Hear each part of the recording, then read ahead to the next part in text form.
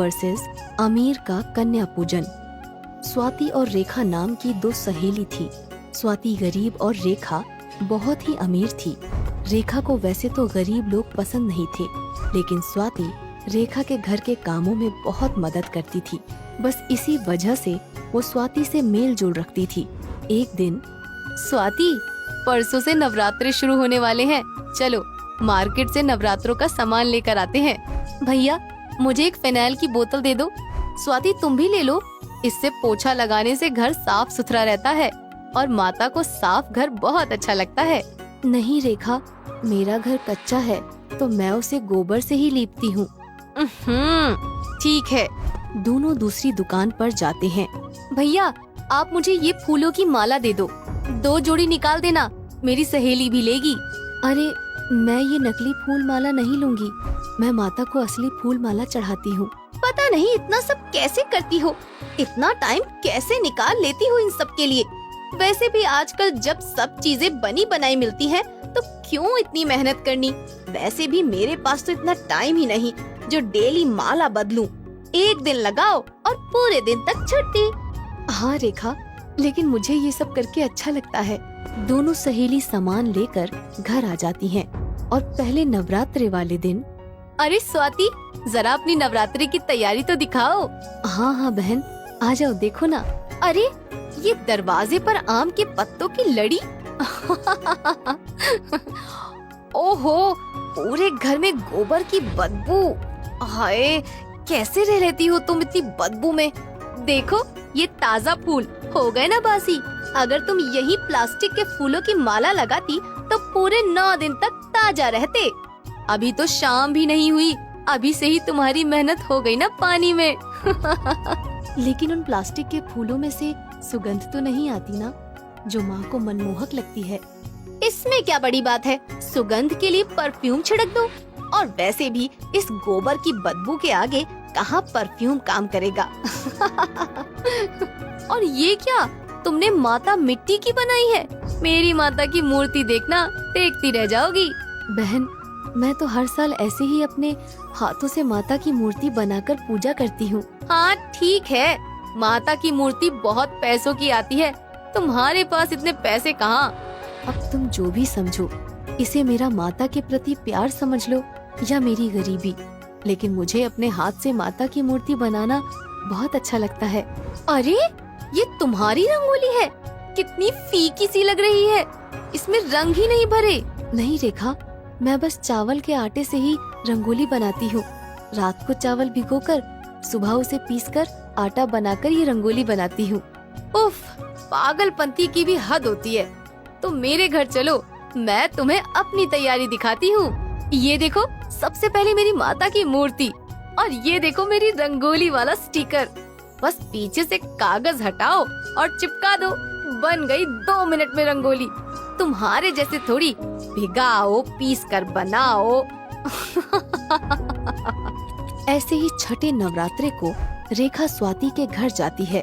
स्वाति, ओ स्वाति, चलो बुलावा आया है, माता ने बुलाया है। चलो बुलावा आया है, माता ने बुलाया है। अरे पागल, क्या कर रही है? माता का कीर्तन कर रही हूँ। अरे, कहीं अकेले भी कोई कीर्तन होता है क्या? तुम चलो मेरे घर, मैंने आज का कीर्तन रखवाया है, वहाँ देखना कैसे कीर्तन होता है। स्वाति रेखा के घर कीर्तन में जाती है और कीर्तन खत्म होने के बाद, देखो, इसे कहते हैं कीर्तन। कीर्तन में बहुत पैसे लगते हैं, मंडली बुलानी पड़ती है जो माता के अच्छे अच्छे भजन गाती हैं, और उसके बदले में वो पैसे लेती हैं, और बहुत सारे लोग कीर्तन में आते हैं। तुम तो अपने घर में अकेली बैठे बैठे कीर्तन कर रही थी। हाँ बहन, अच्छा लगा माता के भजन सुनकर और गाकर। रेखा को मैं अपनी सबसे अच्छी सहेली मानती हूँ, फिर भी रेखा मुझे बात बात पर अमीरी और गरीबी का पाठ क्यों पढ़ाती रहती है। अब जितना मेरे पास होगा मैं उतना ही तो करूँगी। मन में श्रद्धा होनी चाहिए, पैसे से क्या होता है। चलो जाने दो, मैं भी किसकी बातों को सोचकर दुखी हो रही हूँ। रेखा की तो आदत ही है पैसा पैसा करने की। मैं तो अपनी दुर्गा माँ की पूजा में लगती हूँ और स्वाति अपनी दुर्गा माँ की शाम की पूजा में लग जाती है। ऐसे ही 9 दिन बीत जाते हैं और कन्या पूजन का दिन आता है। रेखा और स्वाति दोनों ही कन्या पूजन करती हैं। तभी वहाँ पर एक साधु बाबा आ जाते हैं। आओ बाबा आओ, आप सही समय पर आए हो। ये लो, मैं कन्या पूजन कर रही थी तो आप भी ये माता का प्रसाद ले लो। और ऐसा बोलकर रेखा उनके और कन्याओं के हाथ में चॉकलेट, पेस्ट्री और बिस्किट के पैकेट रख देती है। वो सब लेकर बाबा चुपचाप वहाँ से चले जाते हैं। रेखा के घर से निकलकर साधु बाबा स्वाति के घर की तरफ बढ़ते हैं। अरे वाह, क्या मनमोहक पकवानों की सुगंध आ रही है। हरिओम, जय भोले शंकर की, जय माता दी। बाबा, अच्छा हुआ आज आप मेरे घर पधारे हैं। आज कन्या पूजन है, आप भी माता का प्रसाद खाकर जाना। आओ बाबा, अंदर आओ। नहीं बेटी, आज सुबह से काफी जगह भोजन ग्रहण कर लिया, अब भूख नहीं है। तुम मुझे भिक्षा दे दो, फिर मैं चला जाता हूँ। बाबा, आप मेरे घर से बिना कुछ खाए पिए जा रहे हैं। मुझे पाप और दुख लगेगा। मुझे बिल्कुल अच्छा नहीं लगेगा। आपको प्रसाद तो खाना ही पड़ेगा, चाहे थोड़ा ही खाकर जाना। ठीक है बेटी, तुम इतना ही जिद कर रही हो, लाओ दे दो प्रसाद। मैं प्रसाद ग्रहण कर लेता हूँ। बाबा, आप यहाँ बैठिए, मैं एक बार कन्या का पूजन कर लूँ, फिर आपको प्रसाद देती हूँ। हाँ बेटी, तुम आराम से कन्या पूजन करो। आओ बच्चों, मैं तुम्हारे पैर धो दूं। आओ बेटियों, तुम सब इन आसन पर बैठ जाओ। ये लो, माता रानी का तिलक है। चलो बच्चों, अपने हाथ आगे करो। अब सबको कलावा बांध देती हूँ। ये लो देवियों, तुम्हारी लाल चुनरी। चलो देवियों, आप भोग लगाओ, खाना शुरू करो। ये लो बच्चों, ये माँ के चरणों का नारियल है। अरे रुको रुको देवियों, मुझे पैर तो छूने दो। साधु बाबा ये सब मुस्कुराते हुए बड़े ध्यान से देखते हैं। फिर कन्या पूजन के बाद स्वाति साधु बाबा को बड़े आदर सत्कार से खाना खिलाती है। खाना खाकर बाबा चलने लगते हैं। तभी रेखा वहाँ आ जाती है और साधु बाबा चलते चलते स्वाति को बोलते हैं, खुश रहो बेटी, ऐसे ही मन लगाकर माता की पूजा करना। माता रानी तुम्हारी पूजा से अवश्य प्रसन्न होंगी। माता रानी तुम्हें खूब तरक्की दे, ताकि तुम ऐसे ही हमेशा नवरात्रों में कन्या पूजन करती रहो। अरे बाबा, ये क्या बात हुई? मैंने भी तो कन्या पूजन किया था, मुझे तो आपने ऐसा आशीर्वाद नहीं दिया।